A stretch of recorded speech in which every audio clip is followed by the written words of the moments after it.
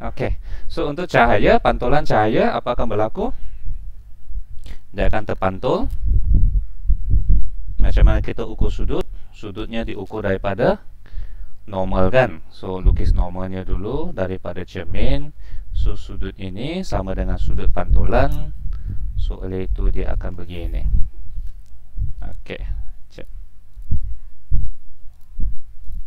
oke. Pembentukan image. Bagaimanakah kita nampak sesuatu di dalam cermin? So katakan ini cermin kan, objek itu di tepi kita. Bolehkah kita nampak di dalam cermin? Kamu letak cermin di depan kamu, nampak ada orang di tepi kamu? Kalau ada orang lah, kalau tidak orang nampak orang, terkejut kamu. Kamu di sini, kan? Kawan kamu di sebelah, ini cermin. Kamu nampak tak benda ini di cermin? Ini cermin, ini cermin. Nampak kan? Oke, kenapa? Nah, bolehkah tunjukkan bagaimana lukisnya? Oke, kadang-kala dia akan lukis begini, lepas tu macam mana kamu dia punya susun lah. So triknya sebenarnya beginilah. Sebab kita tahu sudah jawapannya kan. Kita tahu objek ini akan kita akan nampak dia di dalam cermin pada kedudukan yang pada jarak yang sama kan daripada sebenar. Oke. So triknya kamu lukis ini dulu. Oke. Lepas itu bagaimana kita mau tunjukkan bagaimana kita nampak sesuatu objek satu titik. Kita kena lukis dia beginilah untuk contoh inilah. Kan ini matamu. Supaya dalam matamu dia akan bentuk balik image. Oke ya? So dari objek keluar dua arah dua cahaya masuk matamu. So kalau kamu lukis dari sini susah kita mau adjustkan dan kamu kena pastikan dia punya angle adalah sama. Oke, so triknya kamu tipu dulu, kamu ambil dari di bawah dan kamu lukislah kepada mata. Begini. Oke, tetapi bahagian di belakang cermin itu sebenarnya tiada pun cahaya. So kamu buat dot dot dot dot dot. Nah, satu lagi ke sini dan sini dot dot dot dot dot dot dot. Nampak? Nah, so senang sikit. Eru saya terbalik, mata keluarkan cahaya. Cahaya masuk ke dalam mata, keluar dari objek. So kamu sambung saja satu ke ini dan satu yang kepada yang kedua. Nah, dan cantik sudah gambar rajanya, senang. Adakah mata yang mengeluarkan cahaya? Ada kalau yang terlalu cantik. Bersinar-sinar matanya. Oke, so kedudukan image-nya. Macam kita cakap apa? Kedudukan image apa kita mau cakap apa? Oh, di ini cermin kan? Depan ke belakang lah, di dalam cermin kan? Di dalam, kamu guna belakang ke depan lah. I think belakang lah kan? Belakang lah.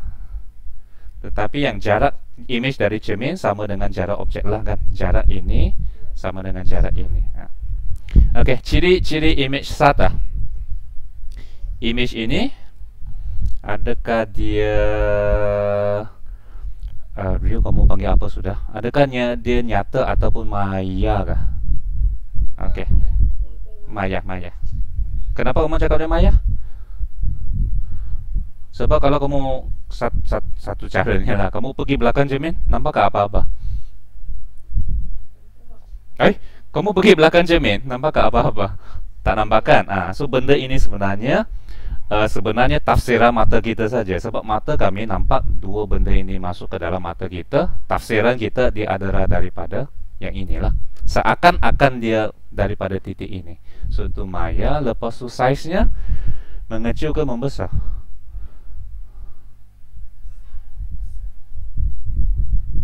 Kamu nampak image kamu di dalam cermin lebih gemuk ke lebih kurus? Sepatutnya sama saja lah kan, walaupun ada cermin yang menipu kan. Saya sama apa lagi ya, songsang kiri kanan kah? Apa kamu panggil dia? Sebab kamu tengok di cermin, kepala kamu atas, kaki masih di bawah. bukannya kepala di bawah kaki di atas kan. Tetapi kanan kamu jari kiri, kiri jari kanan. So songsang sisi kah? Itu kata kamu guna. Saya pun lupa sudah. Songsang sisi. Oke. So next, cermin cembung dengan cekung bola. Yang mana cembung, yang mana cekung?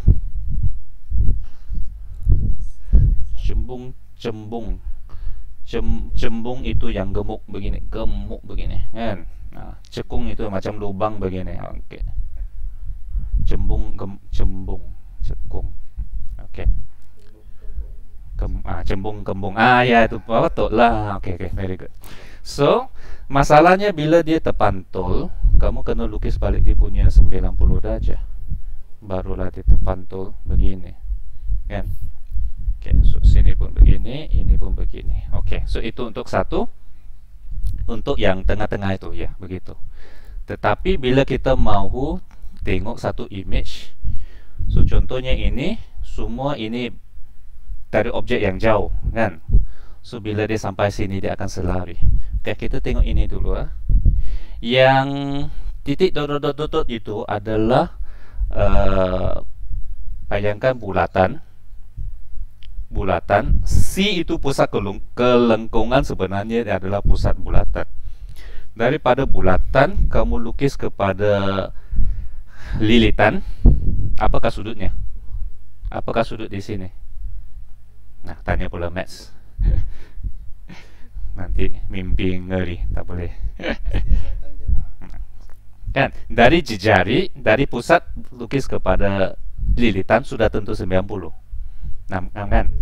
So maksudnya garis dot ini adalah sama dengan garis dot di atas. Apa ya?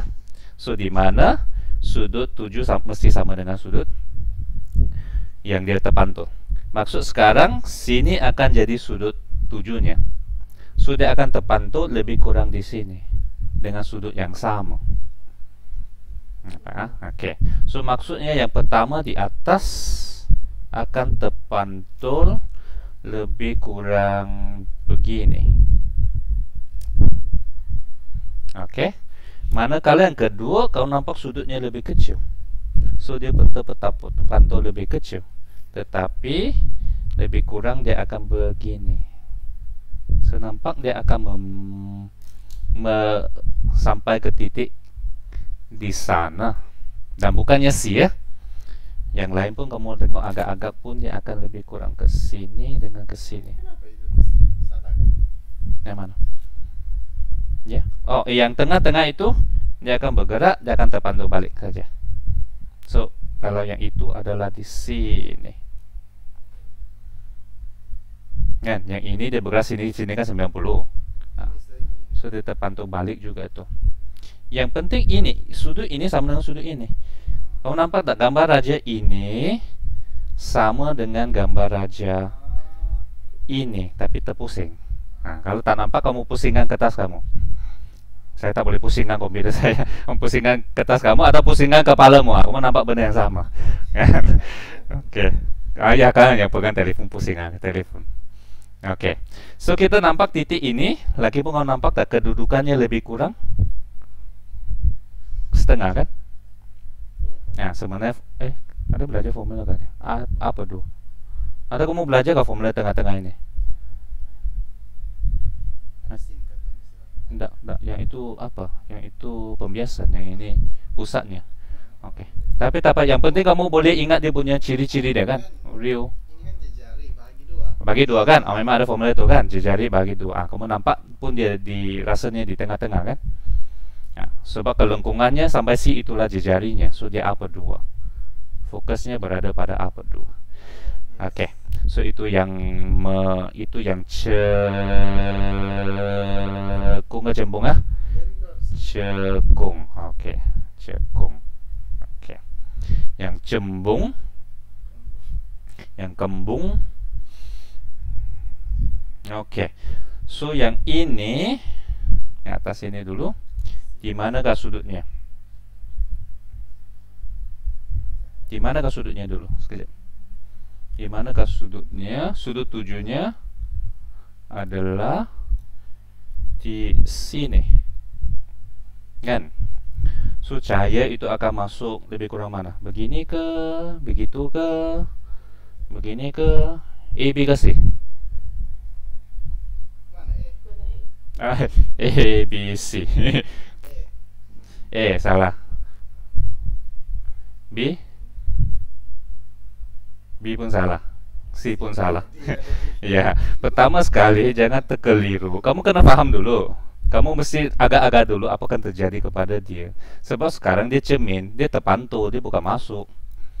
Jangan terkeliru. Oke, so sebenarnya di sini dan dia akan terpantul dengan sudut yang lebih kurang sama, dia akan terpantul ke sini. Oke, sebab kamu tak boleh. Nanti macam mana kita lukisnya ke dalam cermin? Yang itu adalah kamu letak saja pembaris di sini ya, pembarisnya. Tak nampak pembarisnya. Letak pembaris, lepas tu kamu sambung lagi balik ke sini. So seakan-akan dia keluar dari titik ini. Manakala yang kedua sudutnya kecil, pantulannya pun kecil, dan kamu tengok roughly dia adalah melalui titik, bukan melalui titik yang sama, dia seakan-akan daripada titik yang sama. Okey, so sebenarnya ini dia akan mencapah. Kita masuk di bawah, kita nampak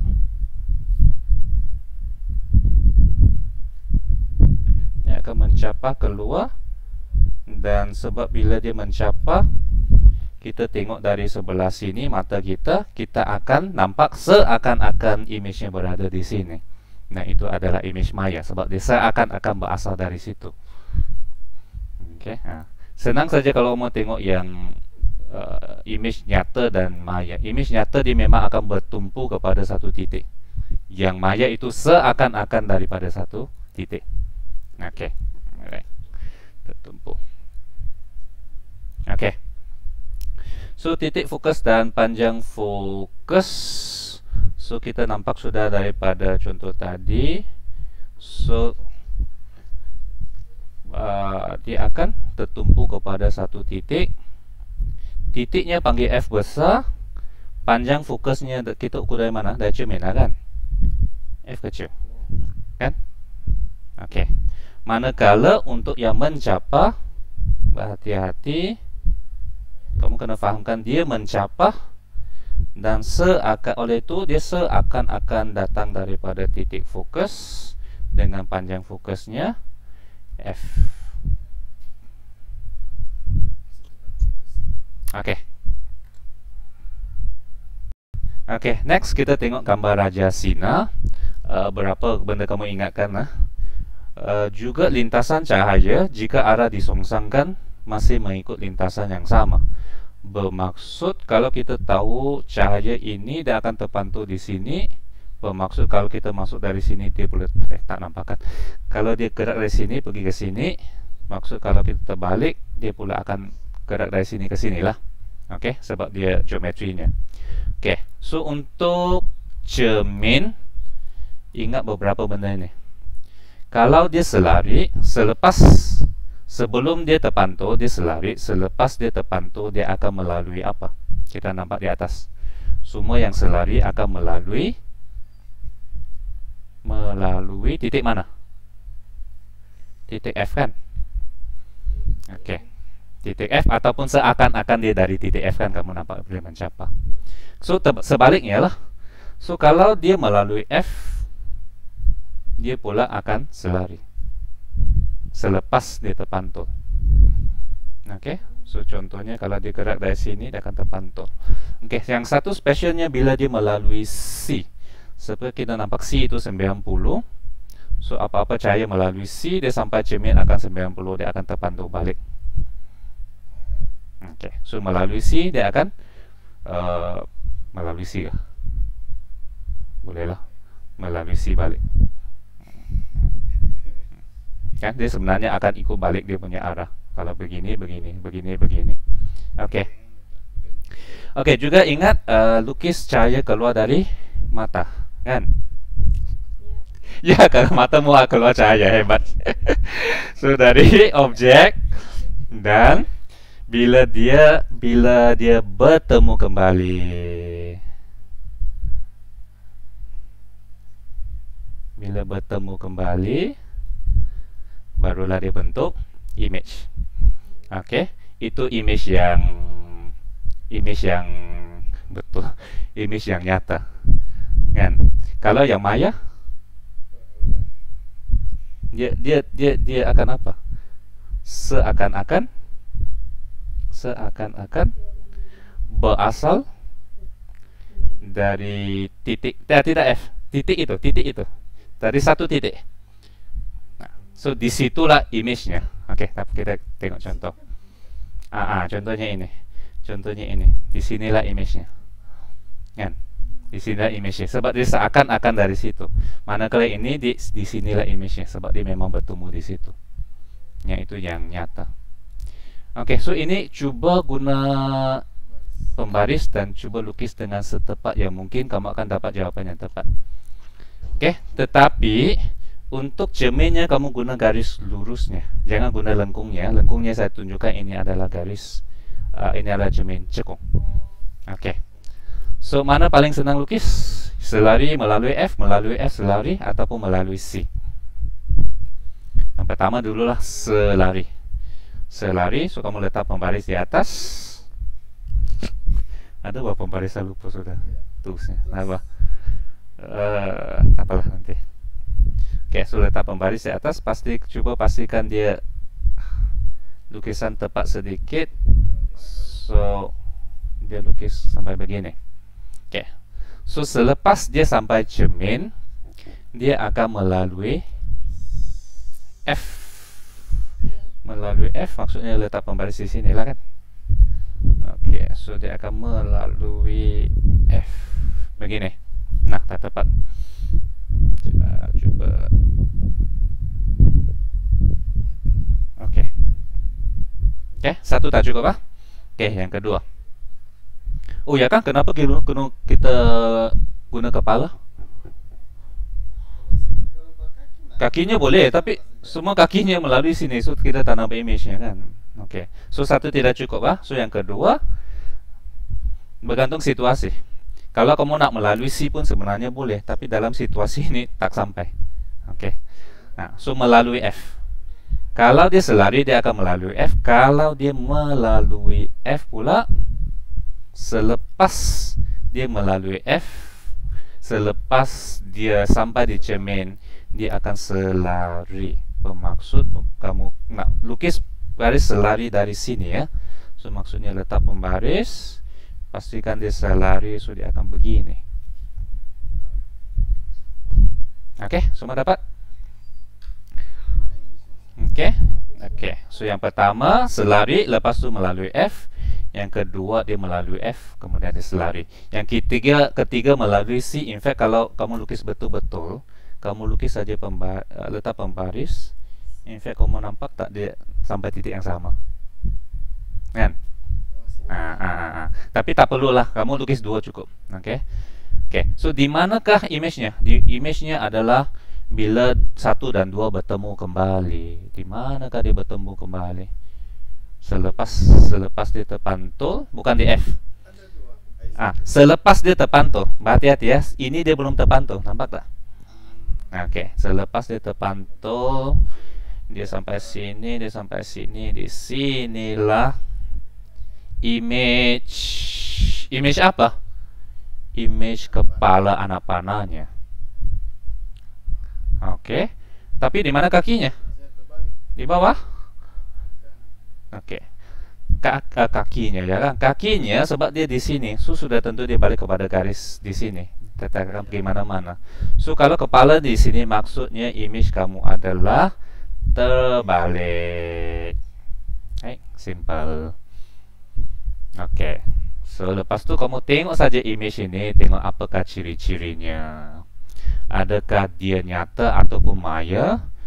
Kamu tengok cahaya itu, adakah betul-betul dia menumpuk di satu titik itu? Ya ke tidak? Di sini, ya kan? So ini adalah image nyata. Oke. Ini bermaksud kalau kamu letak satu kertas di sini atau screen di sini, kamu memang akan nampak dia di screen tersebut. Itu juga satu cara kita nampak image nyata. Kamu tengok sifatnya. Kamu tengok dia terbentuk di sini, dia menumpuk, betul-betul menumpuk. Kalau kamu letak swing, kamu memang akan nampak. Masa kita guna LCD, kamu paparkan di dinding, kamu memang nampak dia di dinding kan. Tapi kalau cermin, kamu nampak dia macam di belakang cermin, tapi sebenarnya tiada pun benda di sana. Oke, nyata. Oke, tengok dia punya size. Kalau kamu lukis cantik sedikit, agak jelas, dia akan lebih kecil ke lebih besar. So dia mengecil, size lebih kecil kah? Boleh lah, size lebih kecil. Dan dia punya orientasi, tadi anak panah ke atas, sekarang anak panah ke bawah. So dia songsang lah. Songsang kan? Songsang ke terbalik lah. Kata apa sesuai? Songsang lah. Oke. So nyata, mengecil dan songsang. Dan kita nampak case ini adalah situasi di mana objeknya agak jauh daripada C, dari center. Oke, coba yang kedua, di mana C-nya, objeknya ngam-ngam pada C. Oke, kamu ambil 1 minit, coba lukis dulu, lepas tu dapatkan image-nya. Oke, so yang kedua, kalau kamu sudah coba, cirinya apa? Dia masih nyata, dia masih songsang, tetapi kamu bandingkan size-nya.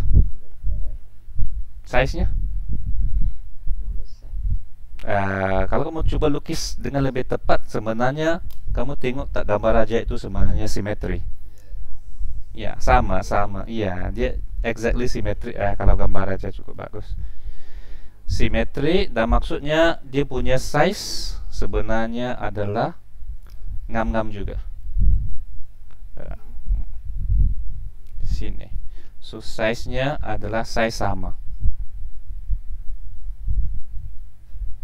Oke, itu saja perbezaannya dengan di atas. Oke, coba kalau dia di antara F dengan C. Yang tadi itu lebih jauh daripada C. Yang ini ngam-ngam di C, dia akan sama. Dan yang ini kecil daripada di antara F dengan C. Oke, ini pun coba juga dulu. Oke. Ya, semua dapat membesar. Dan ya, dia sebenarnya bergantung kepada kedudukan juga. Image-nya pada akhirnya. In fact, kamu nampak dia akan lebih jauh dan dia akan lebih besar. Yang tadi itu ngam-ngam sama dengan kedudukannya, ngam-ngam sama dengan objek, dia ngam-ngam sama dengan size. Yang tadi itu dia lebih dekat, so dia lebih kecil. Apa tu? No, sebab dia kan berat, nanti kita ringkaskan dalam apa. Sebab yang penting kalau kamu faham, kamu lupa pun sekejap kamu lukis, kamu bolehlah dapatkan dia punya ciri kan. Oke, so sini nyata, songsang, dan juga size membesar. Oke, yang itu simple sikit. Oke, bila dia di F, macam mana kita mau lukis di F? Yang kita tahu ialah apa? Bila selari, dia akan melalui F. So dia akan balik ke sini. Tetapi itu saja. Bolehkah kita lukis melalui F? Kalau kita lukis begini kan? Tak boleh. So kena lukis yang melalui C. Tapi pun tak boleh melalui C. Katakanlah dia keluar begini. Oke? Tapi boleh. Asing kamu letak ruler kamu supaya dia tutup begini. Oke, letak ruler begini, kamu akan nampak cahayanya bergerak ke sini sebenarnya.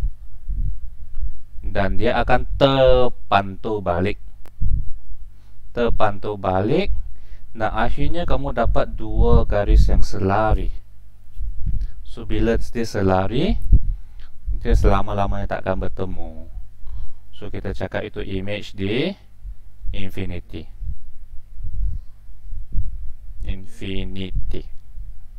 Oke, ini jarang keluar sikit lah. Oke, yang bawah ini penting. Bila kurang daripada F. Oke, so ini berhati-hati ya, kita tengok. Yang pertama, selari. So selari, dia akan sampai cermin. Dia akan terpantau melalui F. So letak pembaris, ukur betul-betul F. Yang kedua melalui F selari. Yang kedua melalui F selari. Itu lebih senang ke apa? Sekejap. Melalui F. Kalau yang melalui F, lepas itu dia selari. Ataupun yang melalui C lebih senang. Kamu mau melalui F ke melalui C? Pilih satu. Melalui F. So kamu kena letak pembaris begini ya. Oke. So kamu letak pembaris di situ. And then daripada F kepada titik, kamu dot saja. Sini dia akan sampai cermin. Oke. Dia seakan-akan daripada F dot dia sampai cermin. Apa akan berlaku selepas dia sampai cermin? Dia akan selari kan? Selari pergi F, F pula akan selari. Bermaksud dia akan ke sini. Betul gerak.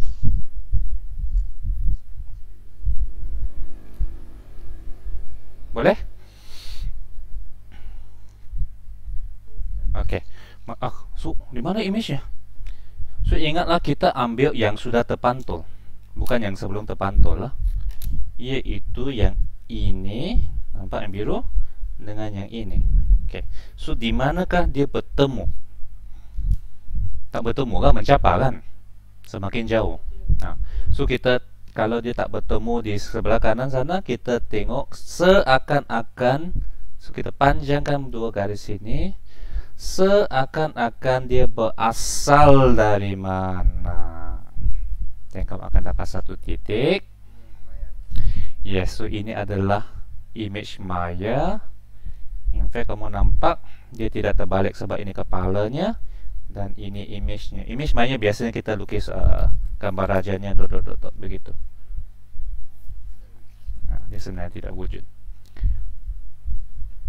Kalau ada yang mau cuba sih, in fact, kalau kamu letak pembaris kamu di C,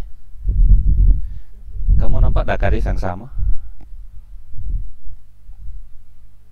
Nampak kan? Kalau kamu guna C, so kamu pula guna garis yang hitam ini lah. Sama juga, kamu akan nampak garis ini dengan garis ini bertemu, dia akan dapat ini juga. Oke ya, alright. Tapi biasa lukis dua cukup lah. Kalau tiga nak. Oke. So, ciri-ciri image maya, menegak, dan juga dalam case ini membesar, size lebih besar. Oke, so itu untuk cermin cembung. Cermin cembung. Oke. Cermin cekung. Cermin cembung. Tadi cekung. Sekarang baru cembung. Sorry, alright. So, berhati-hati ya, sebab bila dia cembung, cerminnya di sini, cahayanya terpantul di sini. CF kita lukis di belakang cermin lah, bukan di sebelah sini. Oke, tapi kena fahamkan dulu dia adalah terpantul pada cermin. Oke. So, yang pertama, selepas dia selari, jangan pula kamu cari F yang sebelah sini ya. Tidak. Oke. So, dia akan terpantul seakan-akan dia dari F. Nampak? So, letak pembaris seakan-akan dari F. So, dia akan terpantul ke sini. Satu. Oke, yang kedua, sini ada dua. So, di atas satu pilih F, satu pilih C. Nak buat mana dulu? F ke C? F ah, oke. So, kalau dia melalui F, so maksudnya letak pembaris menyambungkan titik F dengan titik dengan sorry. So, letak pembaris di sini ya. Oke, tapi lukis yang mana titik, yang sini titik. So, yang ini cahayanya. So, cahayanya seakan-akan melalui F, walaupun dia tak sampai F kan, tapi dia menuju ke F. Selepas itu dia akan terpantul Kalau selari melalui F. Kalau melalui F, selari kan? Oke, lukis dia selari. Lukis dia selari. So maksudnya dia terpantul selari. Oke, mana image-nya? Ingatlah, tengok yang terpantul lah, jangan yang sebelum terpantul. So yang terpantul dengan terpantul, mana image-nya?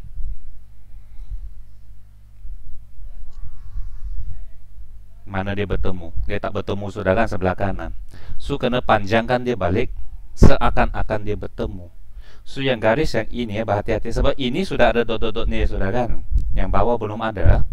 Yang dot-dotnya itu ada pergi ke F. So kalau mau dot-dot di sini ialah yang begini, selari. Nampak ah? Yang itu pula yang di sini. Jangan terkeliru dengan yang asal yang di sini. Itu tadi untuk kita melukis. So di mana kepalanya?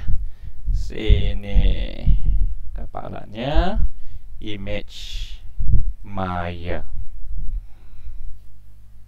Tetapi dalam kes ini mengecil. Kalau cekung tadi membesar. Oke. Oke, coba yang di bawah tetapi guna titik C. Maksudnya selari F, satu guna selari, lepas tu F, yang kedua guna yang titik C. Tengok dapat tak image yang sama? Actually sebab C mungkin lebih senang sebab tak perlu kamu lukis ini. Tapi coba dulu. Tapi kamu kena faham dulu. C itu apa yang berlaku? Coba dulu. Oke, so berhati-hati. Yang selari melalui F,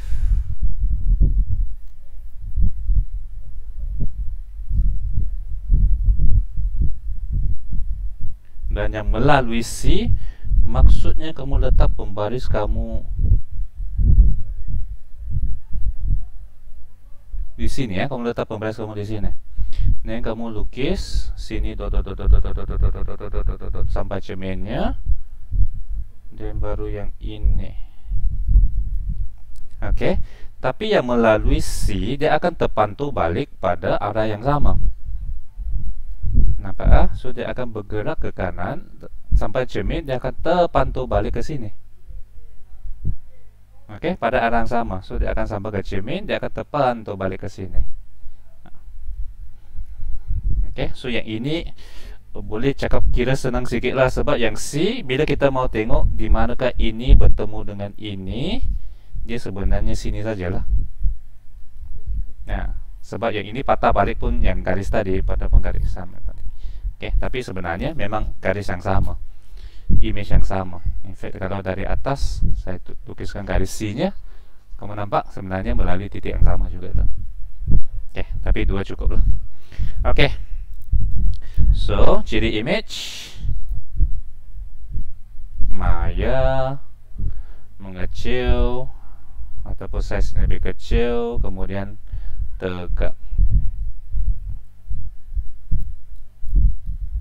menegak pula, tegaklah, tak payahlah menegak. Oke, so apakah aplikasi untuk yang ini? Terutamanya kalau kamu tengok cermin cembung, dia maya, dia mengecil, dia mau tegak. Apa guna juga kita mau image yang begini? Maya, mengecil, tegak. Kalau mau nampak lebih kurus boleh lah. Kan? Nah, tapi aplikasinya lebih kepada sebab cermin cembung. Bila cermin cembung, mata kami di sini.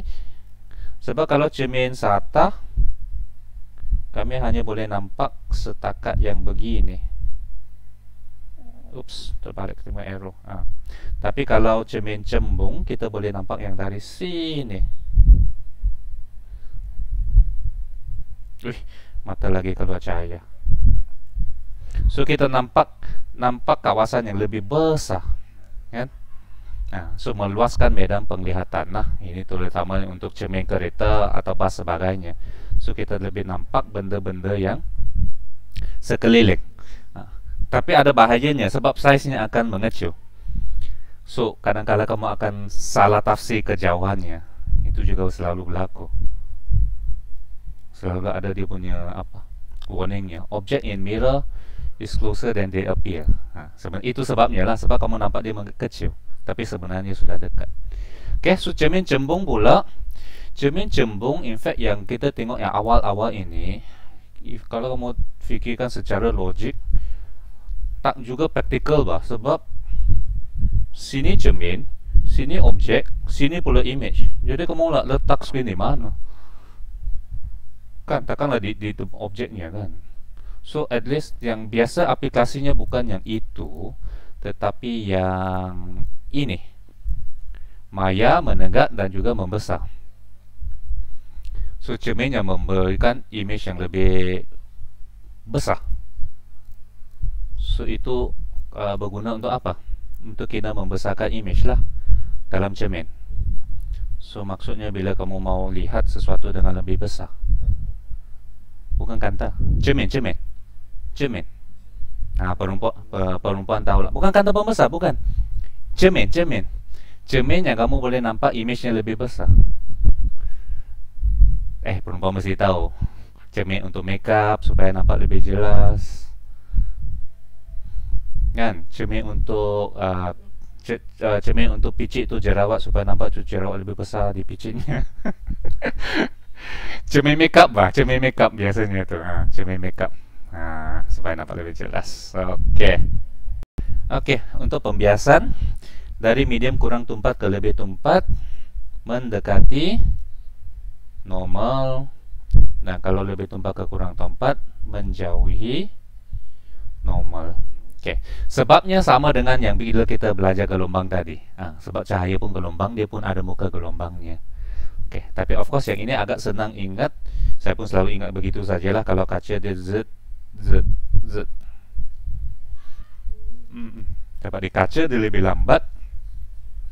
So bila dia masuk, dia akan terpesong sedikit lah. Sekiranya dia sudut begini. Tetapi kalau sudut tujuhnya 90, tiada beza, sebab sudutnya sama. Okey. So lebih tumpat kepada, of course, selalu ada garis normal lah, baru kita boleh ukur sudutnya. Okey, so dari kurang tumpat ke lebih tumpat, mendekati. Dari kurang lebih tumpat kepada kurang tumpat, dia akan menjauhi. Okey, indeks pembiasan N dari segi pengiraannya biasanya dibagi oleh sin I bahagi sin A kan. So sin sudut 7 sudut bias kah? Kan sudut 7 sudut bias merujuk kepada biasanya yang daripada udara ataupun vacuum kepada medium tersebut. So untuk medium biasanya nilai N adalah lebih besar daripada 1. Namkah? So kalau N lebih besar daripada 1, maksudnya I lebih besar daripada A lah. Namlah kan? So dia mendekati. Okey, so pengiraannya saya rasa tiada masalah. Sekejap.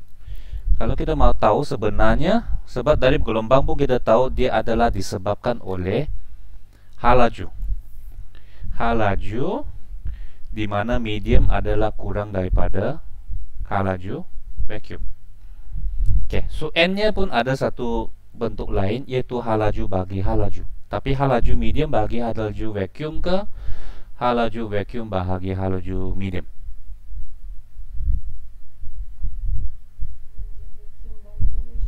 Ya, kamu ingat saja N biasanya lebih besar dari 1. So vacuum di atas, medium di vakum. Spelling salah kau vacuum. Tak apa. Okey. Dari segi pengiraannya, rasa kamu tiada masalah. Hanya pastikan jangan tertipu oleh sudutnya. Pastikan guna sudut sini dengan normal dengan sini. Okey, dan bukannya 60 lah. Hati-hati. Okey. Kedalaman nyata dan dalam nyata dan dalam ketara. Sekejap dulu, apa kataannya nih? Yang mana yang betul, yang mana yang menipu? Saya lemah BM kan dulu, saya selalu terkelih tu. Apa nyata, apa ketara, macam sama je. Siapa yang betul? Siapa yang sebetulnya? Nyata kan? Nah, ini yang betul. Ketara yang kita nampak kan, kita nampak ialah kita ketara kan nampaknya.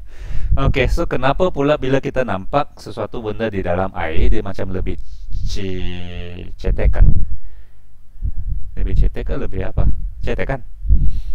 Oke, so masalahnya ialah katakan ini duit shillingnya ataupun kedalamannya, bila dia sampai di sini dia akan terbias menjauhi ke mendekati. Sini air, sini air, sini udara. Maksud semua mau tulis ini air, ini udara. Di atas udara. Ada air, ada air. So air lebih tumpat daripada udara, so dia dekati ke jauhi. Jauhi. Saya lukis dia lebih obvious lah, walaupun sebenarnya sikit saja sudutnya. Oh, tapi macam terlalu obvious. Kejap, tak boleh pula. Ini pun kena, kadang mau lukis kena menipu sedikit, sebab kita tahu lebih kurang dia akan di sini kan. So maksudnya kita letak pembaris begini. Dia bilang begini, dan mata kami di sini. Oke, so satu lagi contohnya. Sekejap. So dia boleh nampak daripada sini. So daripada sini lukis lagi. Susah pula ni. Sekejap. Nipu sajalah. Oke. Begini. Macam betul lah. Sekejap. Bukan. Bukan sahabat. Bukan mata yang keluar cahaya. Bukan mata yang keluar cahaya. Begini kan, oke. So dalam nyata sini, dalam ketara di sini. Oke, so ini H, ini H. Apakah formulanya? Adakah formulanya? Sama juga kan, guna N kan? Guna N kan? Tetapi kalau kamu lupa siapa ketara, siapa nyata, siapa atas, siapa bawah, ingat sajalah nilai ini lebih besar dari 1 kan. So nyata di atas ke ketara di atas, sebab ini lebih besar, nilai ini lebih besar dari 1. So sudah tentu atas yang besar. Cara senanglah untuk ingat kalau nak proof panjang lagi. Oke, so di atas sudah dalam nyata, di bawah dalam ketara. Oke, next. Pantulan dalam penuh. Sebenarnya bila cahaya merambat dari medium lebih tumpat kepada kurang tumpat. So contohnya bila dalam kaca kepada udara. Biasanya untuk ini kita letak semi bulatan supaya di dalam sini dia tidak terbias, supaya kita dapat angle yang senang. Oke, so biasanya kita akan mendekat ke menjauh, mendekat ke menjauh. Yang dalam case ini menjauhi ketara apa? Ini terus sudah, ini yang pembiasan. Oke, so bila so itu pembiasan. Tapi sebenarnya pada masa yang sama, sebenarnya ada juga sebahagian cahaya adalah terpantul. Betulkah? Saya kita cakap biasanya pantulan kamu cerita tentang apa? Cermin kan? Cermin kan? Pembiasan kaca kan? Kaca lah, kaca biasa kan? Tingkap kamu itu semua kaca kan? Pada tingkap kamu nampak tak? Kadang-kala kamu nampak dia macam cermin. Kadang kan? Walaupun dia sebenarnya kaca, dia bukan cermin, tapi kamu nampak dia macam cermin, bermaksud sebenarnya pantulan ada berlaku. Tapi kadang-kala tak obvious sangat. So sebenarnya Tapi dia berlaku pada lebih tumpat kepada kurang tumpat lah. Bila cahaya merambat dari medium lebih berwarna, sebagian cahaya sebenarnya adalah terpantul. Okey, tapi selainnya adalah terbias. Okey, hanya bias. Kadang kala kita tak ternampak ini saja, terutamanya pada masa siang. Okey, tapi kita boleh tengok di manakah dia paling jelas terpantulannya berlaku. Okey, so kita bayangkan bila sinar tuju bertambah, bila kita besarkan sudut ini, so yang garis yang tepat, yang terbias itu pun akan lebih dekat kepada kaca lah kan, kepada permukaan. Betul kan? Okey, so ini akan lebih dekat kepada sini, tapi masa sama dia masih ada dia punya pantulan lah. Okey. So sehinggalah kamu bayangkan apa akan berlaku kalau kita besarkan dia lagi. Akan ada sampai satu tahap yang terbias itu akan bergerak ke sini, ngam-ngam di permukaannya. Tapi pada masa sama masih ada yang terpantul. Okey, boleh kamu bayangkan lah, dari segi geometri saja kita nampak ini semakin besar, ini semakin begini. Okey, so ada sampai satu tahapnya dia ngam-ngam di situ. Dan fikirkan apa akan berlaku kalau kita besarkan dia lagi. Masihkah ini wujud yang terbias ini?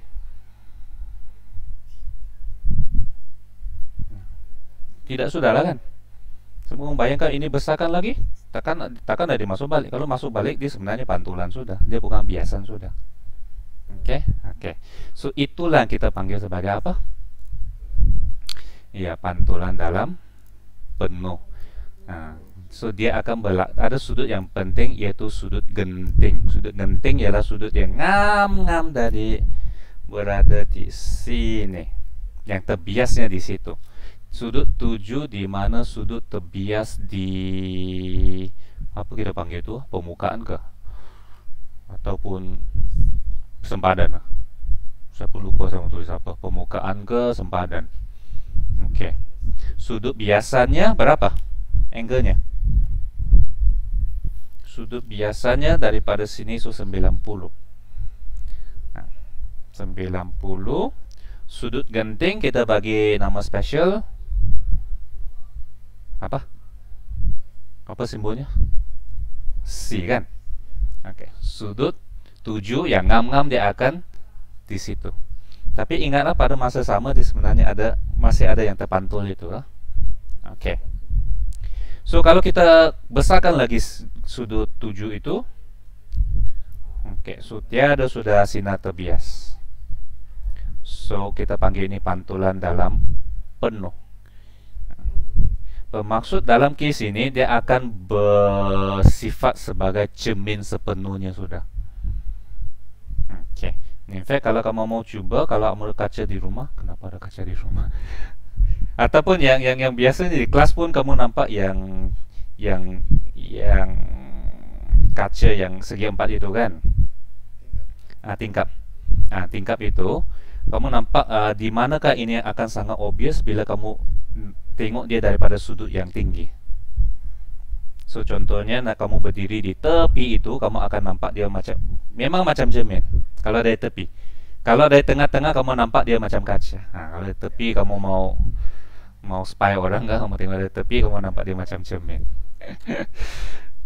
Nah, nanti ada orang testing lagi malam-malam nih. Tetapi kalau masa gelap itu kamu akan nampak kan, masa gelap macam ada lampu tertutup sebagai itu jelas. Itu mungkin dia belum pantulan dalam penuh lah, tapi dia ada sikit pantulan. Kes-kes yang tadi kamu nampak dia ada sikit pantulan. Tapi kalau sudut genting ini kamu nampak dia memang macam cermin sudah, walaupun dia sebenarnya hanya kaca. Okey, so bila sudut tuju lebih sudut genting, tiada sinar terbias, pantulan dalam penuh, bermaksud hanya tinggal sinar pantulan. Dan ingatlah kalau sinar pantulan sudutnya sama, tiada sudah sin I sin A, dia bersifat sebagai cermin. Okey, so dari segi pengiraannya, bukan pengiraan, ini situasinya saja. Okey, so bila sudut tuju kurang dari sudut genting, dia ada sudut terbias, dia ada sinar terbias dan juga pantul. Sinar terpantul. Kalau dia ngam-ngam masih ada terbias dan juga yang terpantul. Tetapi ini ngam-ngam di sempadan itu ataupun di permukaan kah? Permukaan kah? Bolehlah. Tapi bila dia lebih, dia hanya tinggal yang pantulan sahaja. Okey, dan mungkin kita tengok sikit dia punya perkaitan antara N dengan C. Ini kurang susah sedikit kalau mathsnya, tetapi rasanya lah, kalau N tinggi, C kecil ke C besar? Fikir. Bukan besar kah? N besar, sudut pantulannya besar. Sudut biasa. So benda yang tumpat, kaca, air, belian yang tumpatkan itu lagi apa? Okey. So kita tengok dulu apa formula yang sesuai. Itu yang tadilah, bila dia ngam-ngam di sudut genting. Tetapi masalahnya, formula, bila kita guna formula, biasanya kita guna apa? Yang sin I sin A itu. Biasanya kita dari medium lebih tumpat ke kurang tumpat. Lebih tumpat ke kurang tumpat ke kurang tumpat ke lebih tumpat. Bila kita guna N sin I per sin A. Dan biasanya N ini lebih besar dari 1. So kurang tumpat ke lebih tumpat kan, untuk dapatkan N lebih besar 1. Okey. So walaupun ini situasinya, tapi masalah bila kita guna N, kita tak boleh guna ini, sebab ini lebih tumpat kepada kurang tumpat kan. Tetapi kita tahu cahaya, kalau inilah lintasannya begini, kalau kita terbalikkan, lintasannya adalah sama. Okay, so no problem lah. Tapi N itu kita apply pada situasi ini dan bukan yang ini. Okay, sebab itu biasanya kita buat begini. Okay, sebenarnya N itu kita boleh terbalikkan, tapi yang paling senang kita guna N yang biasa inilah, lebih besar dari 1 daripada vacuum kepada medium. Okay, so di sini N sama dengan apa? Sebab sekarang 90 menjadi kamu punya sudut 7 dan sudut genting menjadi kamu punya sudut biasa. So di atasnya sin 90 bahagi sin C. Sin 90 adalah 1. Okey.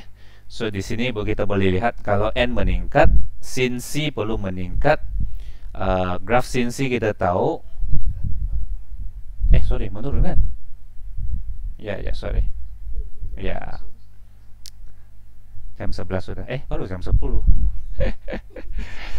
Tapi sin C menurun, lah sebab kita tahu graf sin ialah begini kan. Pada bagian pertamanya, bagian pertama saja kita tahu. Sudut tinggi, sin itu tinggi. So sin C kecil, tapi maksudnya C kecil. Tapi kita kena faham juga apa maksudnya C kecil. Pantulan dalam penuh lebih senang berlaku ke lebih susah berlaku? Nah, ini kena fikir pelan-pelan lah. N besar, C kecil, sudut gentingnya kecil. So maksudnya adakah senang buat pantulan dalam penuh berlaku? Senang ke susah? Fikir. Macam susah kan, sebab C kecil kan. Tetapi kena fahamkan apa itu C.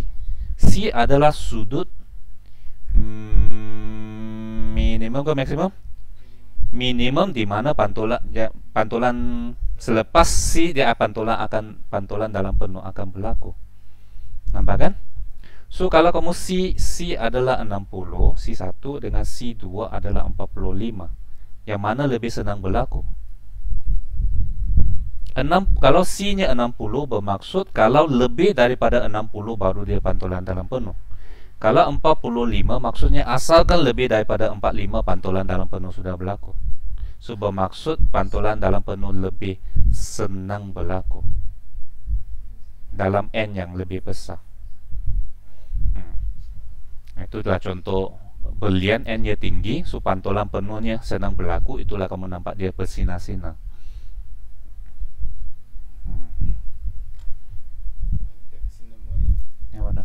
pantulan dalam penuh lebih senang berlaku. Okey. Senang berlaku. Apabila apa? Yalah, kan kita N lebih besar kan. N lebih besar, C lebih kecil, so pantulan penuh lebih senang berlaku lah. Kalau N kecil, C lebih besar, pantulan penuh lebih susah berlaku. Okey, tak apa. Terkait ini. Okey. So next, apa lagi? So aplikasi pantulan dalam penuh, kita boleh guna prisma menggantikan cermin. Kalau yang kita perlu pastikan kaca itu kurang daripada $4 dia punya C. Okey, dan dia lebih bagus daripada cermin sebenarnya, cermin SATA, sebab kurang hilang cahaya dan sebagainya. Okey, bentuk belian yang begini, pantulan dalam penuh senang berlaku. So bila kamu tengok dari atas, banyak macam bersinar-sinar. Okey, juga sekarang kita guna gentian optik untuk menghantar maklumat dengan cahaya dan bukannya elektrik, sebab ini jauh lebih efisien lah. Dan pantulan penuh selalu berlaku di dalam lah, supaya dia boleh bergerak walaupun optik itu berputar-putar.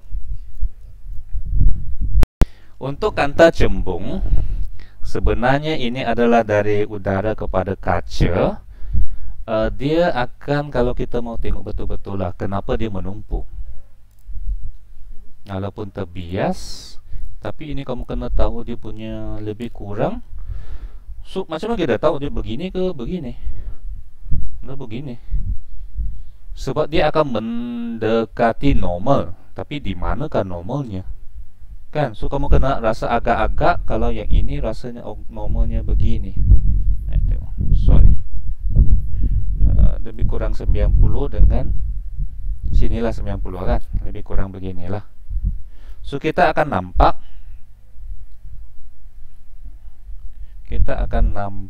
dia akan mendekati. Bermaksud sudah tentu dia akan turun sedikit kan, sebab sudut ini lebih kecil dari sini.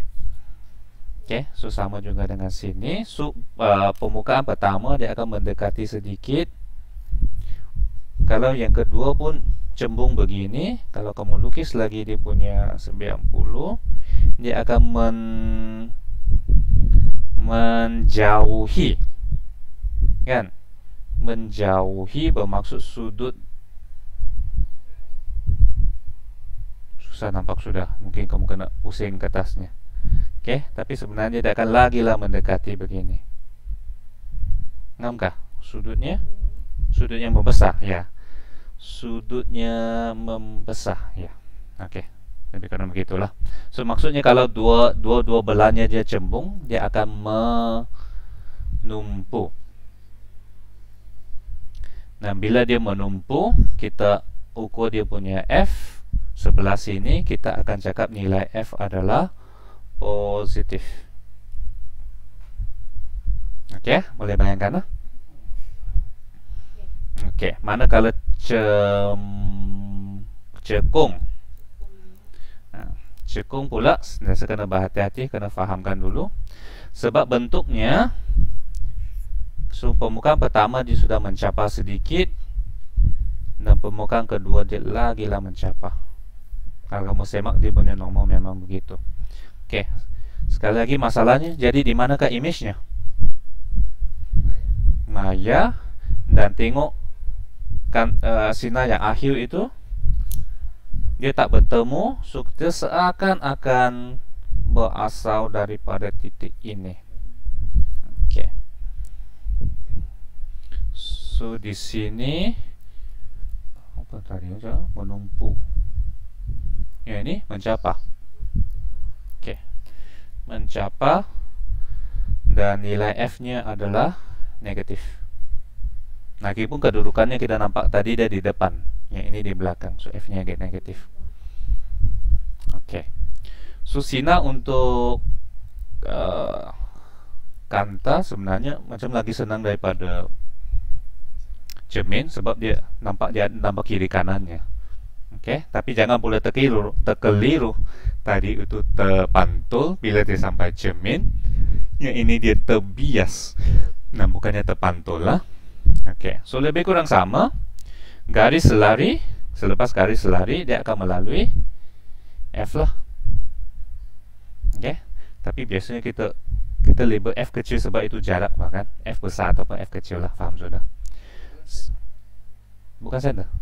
Sebaliknya, kalau dia melalui F, dia akan selari. Kalau dia melalui pusat yang dia tidak akan terbias, ataupun macam kita cakap, fahamkan sajalah, senang, garis lurus, kan? Ya, center.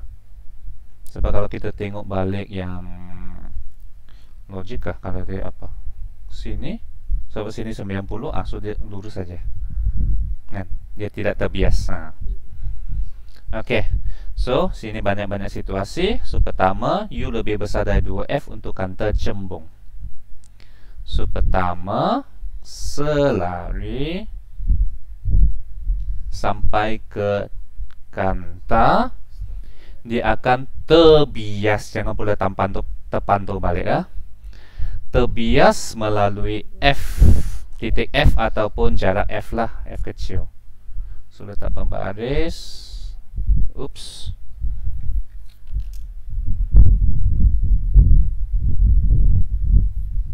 Okey. Manakala kedua, dia selari, dia melalui F lepas tu selari. Okey, tapi itu susah lukis sikit. Untuk kanta sebenarnya melalui pusat paling senang. Sebab kamu letak saja melalui pusat, dia satu garis lurus sahaja. So terus saja, kan? Okay. So di manakah dia bertemu? Disitulah image-nya. Dan dalam case ini bertemu di sini, dan dia betul-betul bertemu. So dia adalah image yang nyata. Kepalanya di sini, kakinya di sini. Sorry, penuh sebab nyata. Okay. Kalau mau cuba yang ketiga melalui F, draw supaya kita tengok, lepas di kanta dia akan selari. So sama juga, titik yang sama. Okay, tapi biasanya lukis 2 lah, cukup lah. Kalau lukis 3 mesti pastikan dia punya tepat. So ciri image nyata, songsang, dan dalam case ini lebih kecil dari kedudukan. Kalau lebih 2F dia lebih kecil. Okay. Kalau dia ngam-ngam 2F, U sama dengan 2F. Okay. Kita lukis yang selari melalui titik F.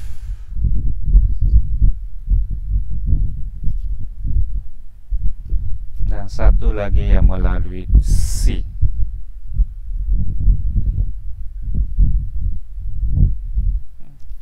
Tapi saya punya pun tak tepat. Sepatutnya dia ngam-ngam juga berada di kedudukan 2F.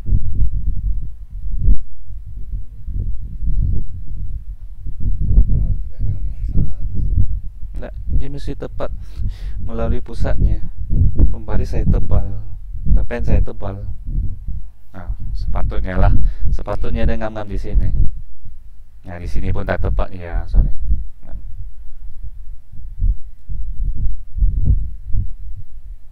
Putus lah.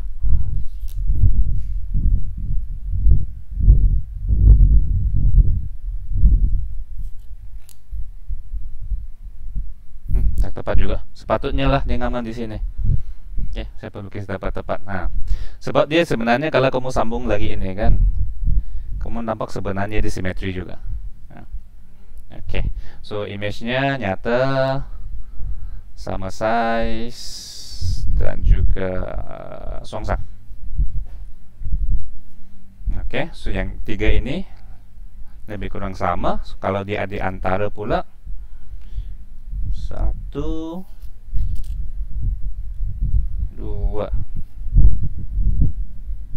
2. Ya, no.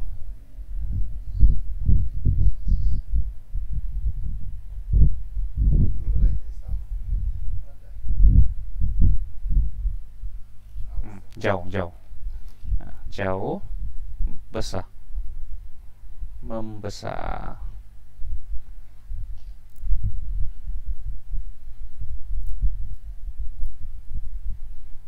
Oke, nyata membesar songsang. Alright.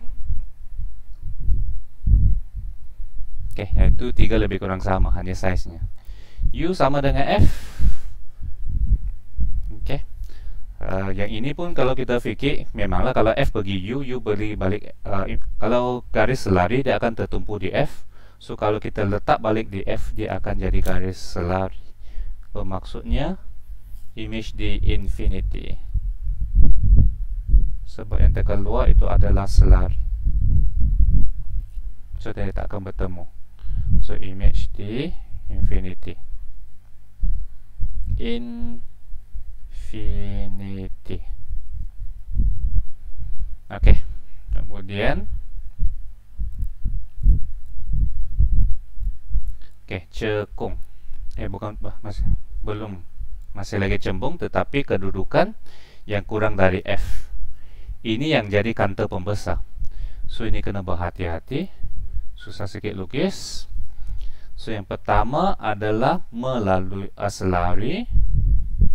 Selepas selari, dia akan melalui F. Melalui F.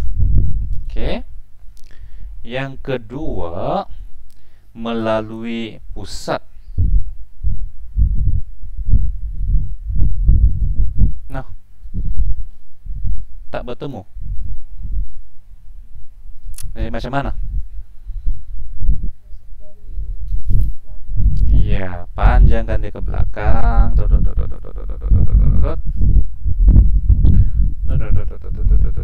So, seakan-akan berasal dari sini.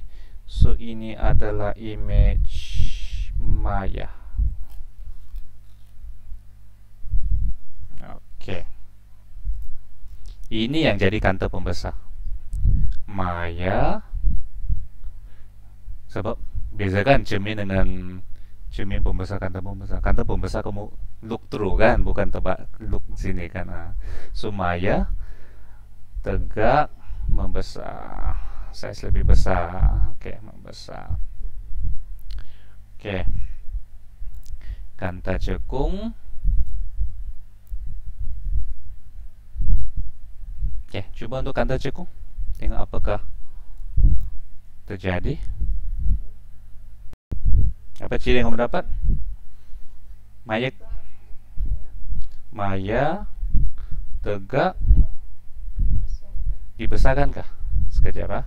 Coba dulu. Ini kanta cekung. Kanta cekung maksudnya dia begini ya. Ingatlah, dia akan tercapah, bukan menumpu. Hati-hati. So, yang pertama selari, lepas tu melalui F. So, begini kan? Kamu lukis apa begini? Ya, tidak. Tidak. Itu menumpu. Dia mencapah seakan-akan daripada F. Alright. Dan satu lagi melalui pusat. Mana image-nya?